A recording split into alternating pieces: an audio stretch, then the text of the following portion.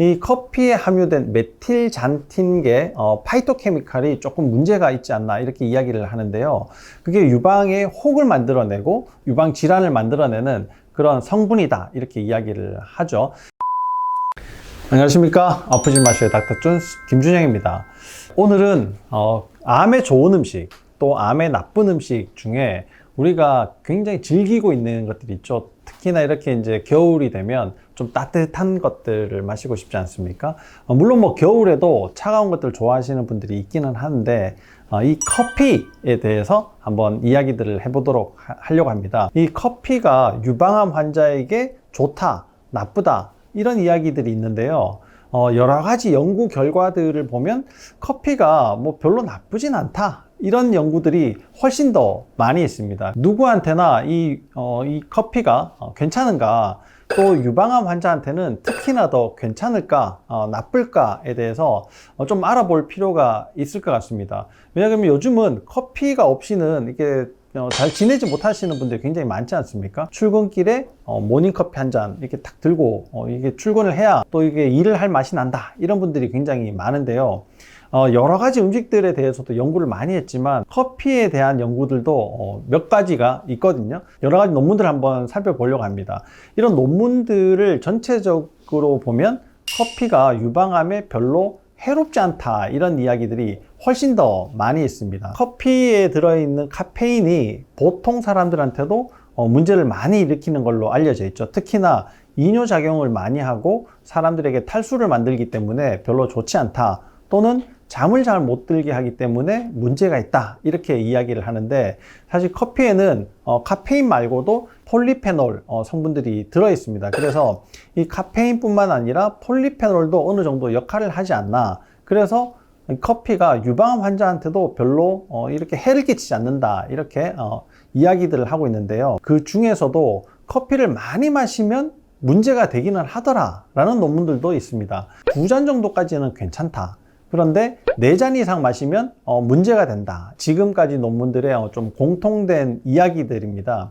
이 논문들을 이제 주요 관점들을 이렇게 보면 커피를 많이 마시는 것은 건강에 해롭다 이런 거죠. 그 중에서도 유방암에서는 한 2잔 정도까지는 괜찮지만 이게 2잔 정도도 유방 질환은 좀 문제를 일으키지 않나 이렇게 이야기하는 논문들이 또 있다는 사실을 잘 알고 계셔야 됩니다. 이 커피에 함유된 메틸잔틴계 파이토케미칼이 조금 문제가 있지 않나 이렇게 이야기를 하는데요.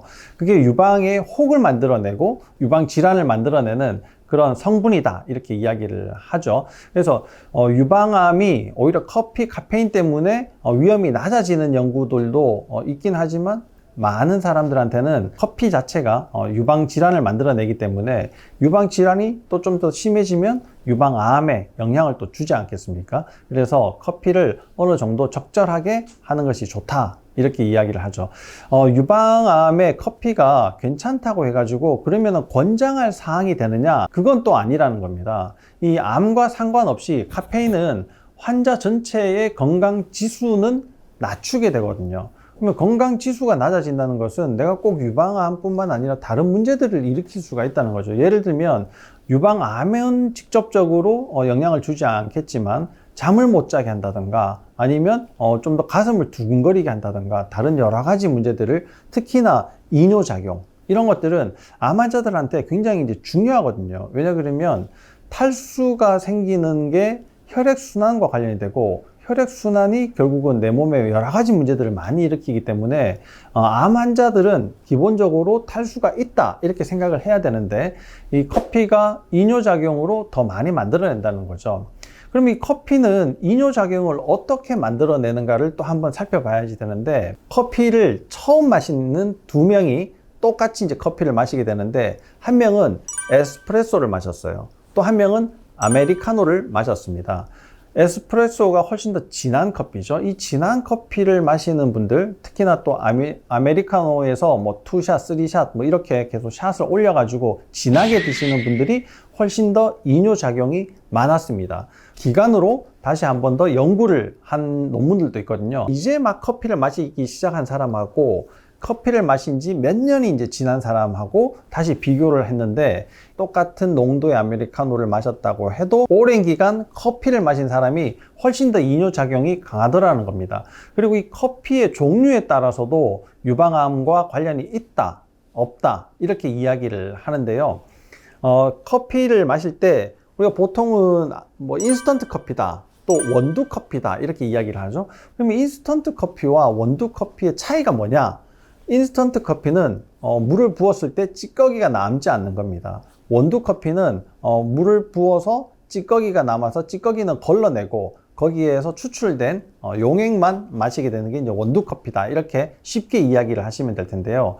보통 뭐 믹스 커피, 우리가 알고 있는 뭐 다방 커피의 그런 맛을 내는 거죠. 프림도 들어있고 설탕도 들어있고 아니면 프림 없이 설탕만 들어있는, 그래서 설탕 때문에 나쁘다 이렇게 이야기를 하지만 실제로는 인스턴트 그 커피 자체가 원두 커피보다는 못하다라는 이야기입니다. 사 먹을 때 대부분 커피 머신으로 뽑아내는 것들은 원두 커피에 해당된다 이렇게 보시면 될 것 같고요. 우리가 이제 봉지를 뜯어서 먹는 커피들은 전부 인스턴트 커피다 이렇게 이해를 하시면 될 것 같습니다. 인스턴트보다는 원두 커피를 드시는 것이 조금 더 좋고, 그 다음에 오랜 기간 마셨으면 커피를 좀 줄일 필요가 있고 이렇게 이해를 하시면 좋을 것 같습니다.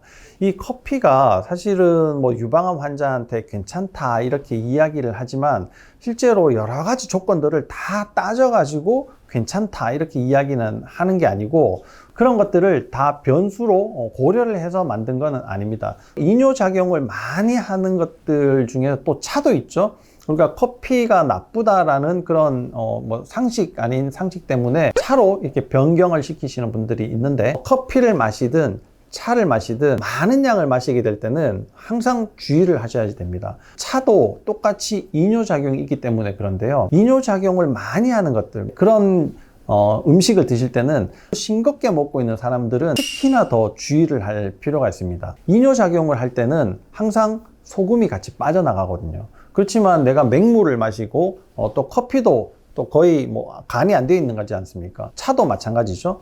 그렇게 소금기가 없는 것을 많이 마실 때 내가 소금을 잃어버리게 되는 경우들이 있기 때문에 물을 가지고 있을 수 있는 능력 자체가 많이 줄어들게 됩니다. 그래서 내 몸 상태를 먼저 파악을 하고 내가 탈수 정도가 어느 만큼 되고 내가 콩팥이 어느 정도 기능을 하고 있느냐를 먼저 파악하고 난 다음에 결정하시는 것도 아주 좋은 방법이 될 거라고 생각합니다. 논문들에서는 전부 커피들이 좋다고 하니까 유방암 환자들이 커피를 그냥 무심코 괜찮으니까 마시면 된다라고 생각하시는 분들이 많은데, 꼭 자신의 몸을 한번 살펴보시고 커피 문화를 좀 즐기시는 것이 건강을 지키는데 많은 도움이 될 거라고 생각합니다. 감사합니다.